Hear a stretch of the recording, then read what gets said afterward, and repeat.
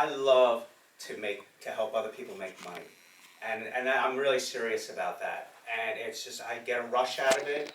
I enjoy seeing other people's success. It's just something that's in me. Maybe it's the codependence in me, but it's something I really do enjoy. Today I'm going to talk to you about developing referral partnerships. It's just something that I've found that in business, it's something that's very important and can help you to, if you're a business owner, a salesperson, it's something that can help you to move forward and build your own business through networking and referral partnerships. Now, referral partners, one of the things that a referral partner does is they try to help their subsequent partner find new business that they may not have been able to find on their own. And I have done this, I try to do this through going to networking meetings, through my clients. I help my referral partners get business through them. So I can give you an example is, one of my referral partners happens to be a personal injury attorney, local personal injury attorney named Jeffrey Howard. And I know, excuse me, I know for him that a great referral for him, referral sources are chiropractors. And so when I am at a networking event or if I meet a new chiropractor, I immediately think of Jeffrey. As soon as I meet that person.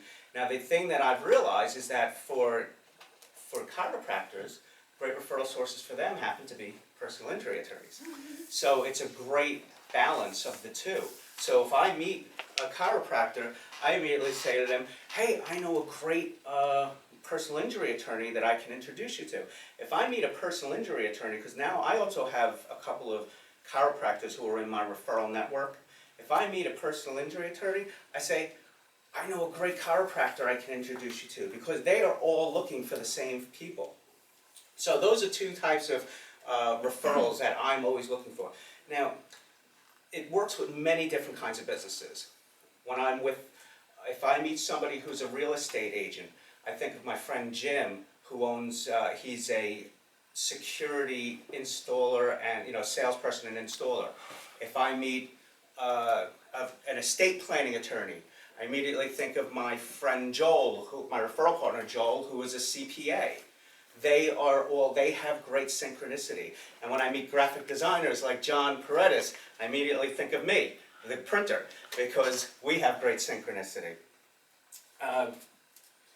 And then, of course, I have expectations. I have expectations of my referral partners that they don't have to necessarily give me direct business, but what I'm hoping for is that they'll open up the window for me to have opportunities to get business from their network. So that doesn't mean that my friend who's a landscaper who I get business for because I know property managers, doesn't mean that he has to give me direct printing. I don't necessarily expect that, but what I'm hoping is that he is going to give me access to the people that he has connections to, other property managers, because property managers do a lot of printing at apartment complexes and things like that. So that's where my expectations come in. And a referral partnership is about relationship building. It's not just about money. The money comes as a result. I mean, I'm in business to make money. I have to eat like all of us. But I have to build that relationship to get to that point. That comes later.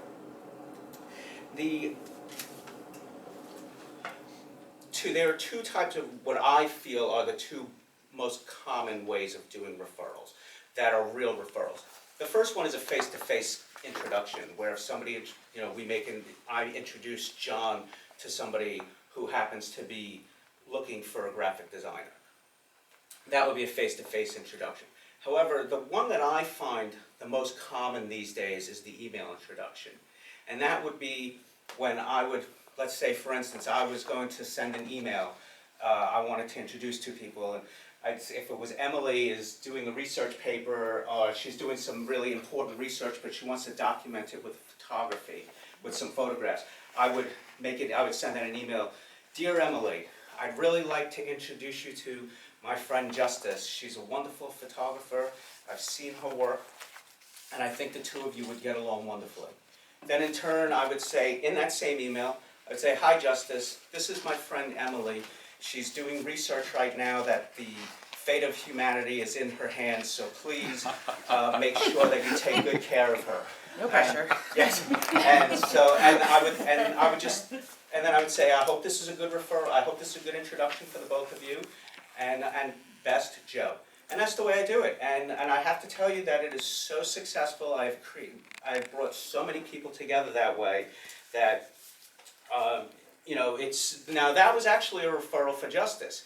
Even though I started it off with Emily, the referral's for Justice, but I have to pay Emily the respect of, you know, giving it to her first.